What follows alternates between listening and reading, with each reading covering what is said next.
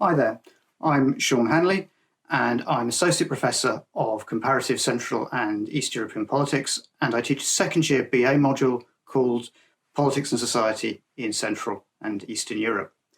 It looks at the political developments since 1989 in 7 countries: Poland, Hungary, Czech Republic, Slovakia, Bulgaria, Romania, and Slovenia, and deals with a part of the world that has been called by different labels at different times and meant different things to different groups of people at different times. But we pick up the story in the early 90s, just after the unexpectedly rapid and peaceful collapse of communism, when the region is changing names and changing profile yet again. Some specialists are really pessimistic, and they imagine that these countries are going to become Europe's Latin America, a zone marked by instability, stop-go reform, populism, coups. But that doesn't happen. Instead, the region we start to call Central and Eastern Europe emerges as a success story of the post-communist world. Stable, if flawed, democracy, rapid economic reform, and speedy integration with Western Europe through accession to the European Union for the first group of countries in 2004. And of course, in this module, we ask why. The European Union is a big part of the story, but there are other things that we've got to consider.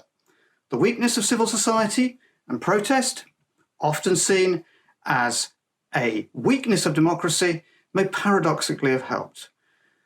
We also look at parties, we look at the state, we look at corruption, and we look at welfare systems.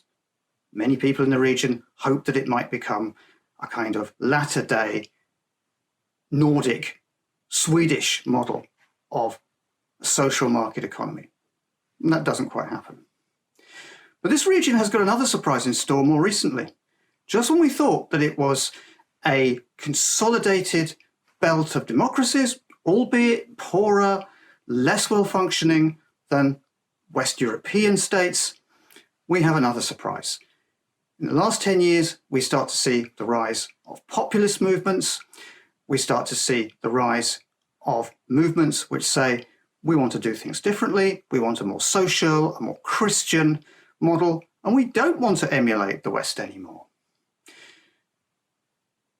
Some people say this is straightforward democratic backsliding, and that for reasons which, again, we're not quite clear about and which are a surprise, democratization has gone into reverse. And we're starting to see at least some states in the region offer models not of liberal democracy, but of crony capitalism and a new, refaced system of authoritarianism. We also have to think, and we finish up by thinking in this module, about what this means for the wider Europe.